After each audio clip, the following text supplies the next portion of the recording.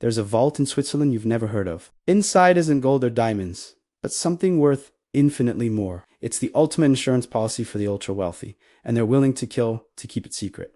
Think about it. In 1971, the gold standard ended, and the rich learned a terrifying lesson.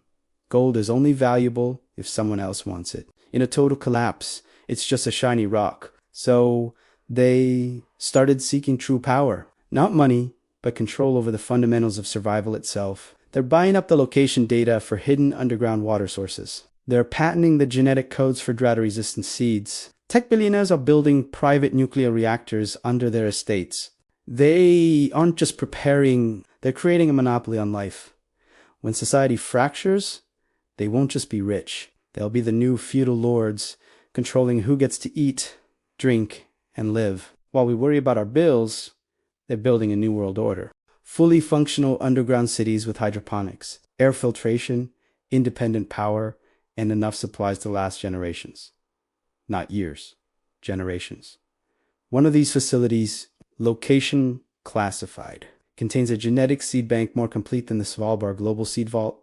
It contains frozen embryos of livestock. It contains a medical facility that rivals most hospitals. It contains a library of human knowledge on non-digital storage that will survive electromagnetic pulses. And it contains something else, something the document called selective access protocols.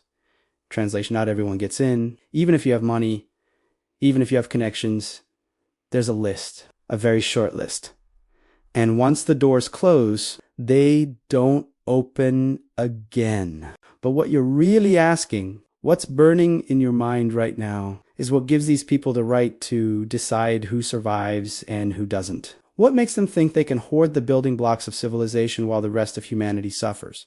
The answer is simple and brutal. They're not asking permission. They're taking control because they can. Because while everyone else was distracted by stock prices and political theater and celebrity gossip, they were playing a different game, longer gamey, a game where the prize isn't wealth, it's existence itself. If this is shaking you, if you're feeling that cold dread creeping up your spine, then you're finally seeing what they hoped you'd never see, and you need to understand the full scope of what's coming.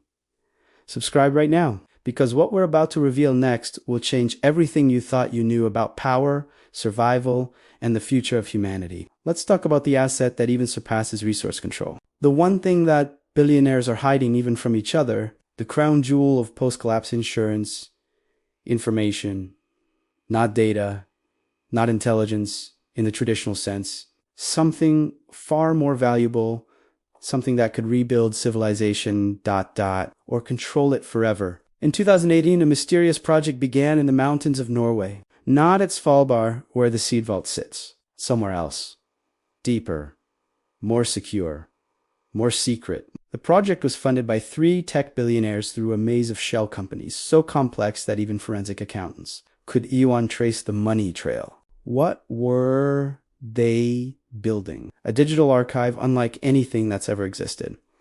Not just books and documents. The entire accumulated knowledge of human civilization, every patent ever filed, every scientific paper ever published, every engineering blueprint ever drawn, every medical procedure ever documented.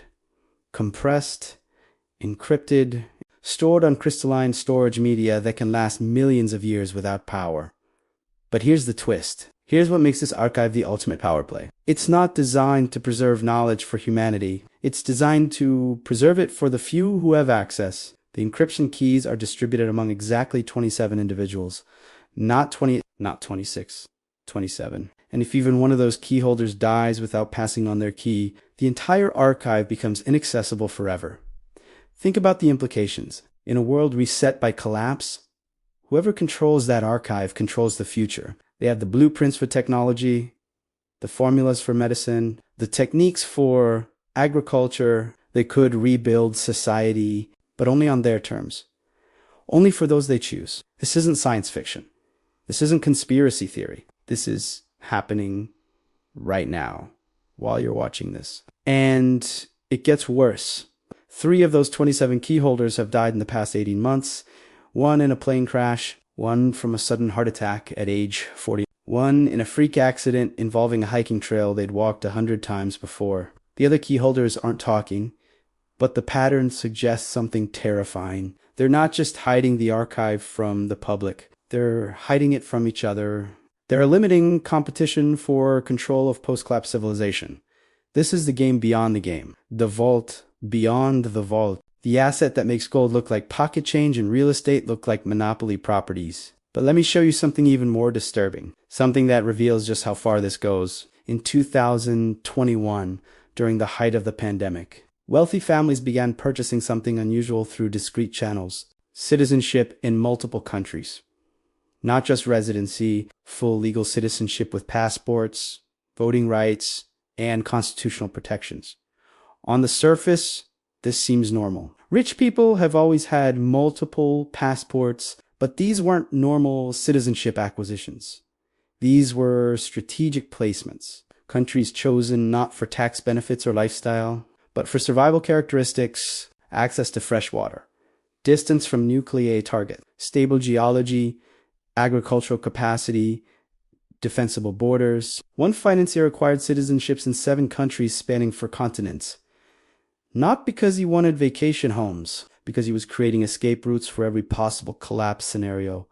Pandemic, New Zealand, nuclear war, Switzerland, climate disaster, Norway, economic collapse, Singapore, civil war, Uruguay. The ultra-wealthy aren't just preparing for the collapse. They're preparing for multiple different flavors of collapse.